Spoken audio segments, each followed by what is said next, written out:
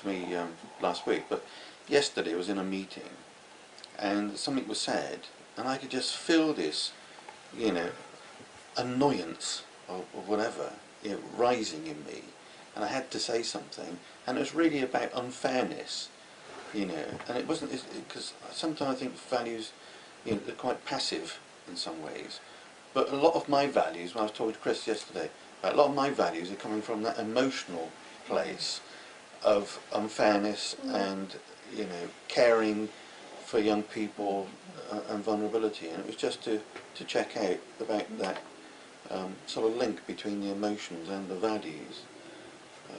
So you can look out for emotions, can't you? And if you begin to feel something, you think, oh, what's this about? Yeah. Can I make sense of I this? think in terms of being a reflective practitioner, yes, exactly that. Yeah, am I hearing that? Am I feeling that, you know, that someone's anxious about this, and therefore, you know, so that was just something to check out, really.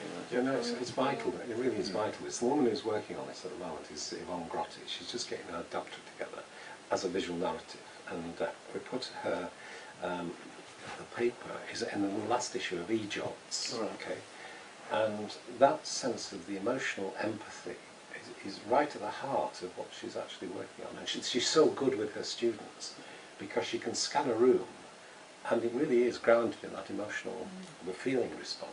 So I think it would be wonderful to take this forward, you know, and link it into, emotion, you know, the emotions and the values. When I look back to some stuff, you know, the Afghan disaster, Cambodia, I still look at those pictures and I still get this feeling, you know, it's not passive, it's, and I just think that's where a lot of my values have come from, and, you know, it just feels as though it's worth exploring within the... But you could do this, couldn't you, with the that sense of leadership and the influence, and especially, you know, narratives together. I think that would be really important.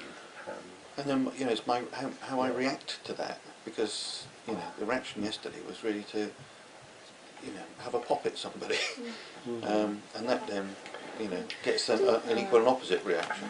I don't know if you remember, one of the things I wrote, I can't remember which one, I talked a bit about the Buddhist idea of the 10 worlds. Do you remember? I remember vaguely talking about that, which I think is a really helpful way of kind of understanding how those sorts of things. I mean, the idea of the 10 worlds is that they're not. In original Buddhist philosophy, they were actually, the idea was that they were kind of separate places, and you were born in one, and if you were very good, you kind of might be born again in the next one. In this current thinking, they're not separate places. They all contain one another, so that they're like different kind of life states.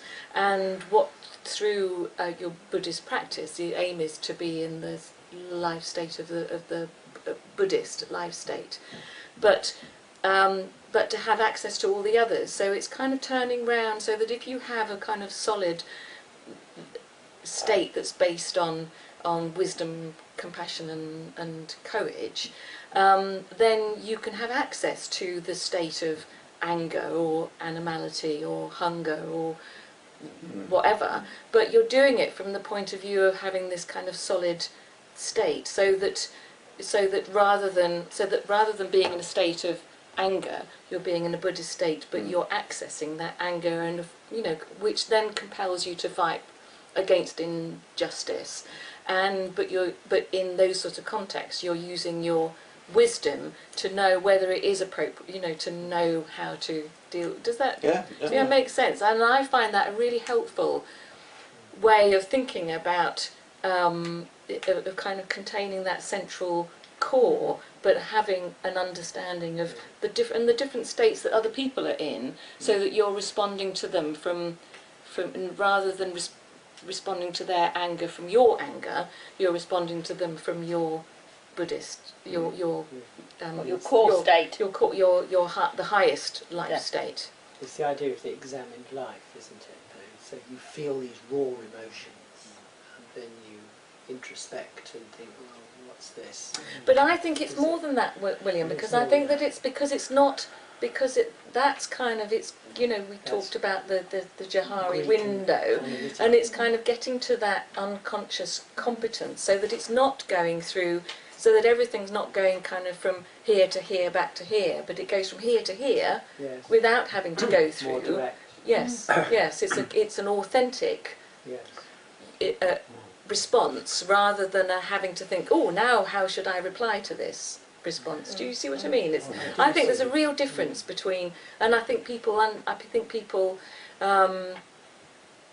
get that and can see that authentic response, rather than somebody having to think, oh, how do I respond There's to an article about this? that yesterday on the BBC News. What was that? Electronic, about unconscious competence. Was that? Yes. Oh, right.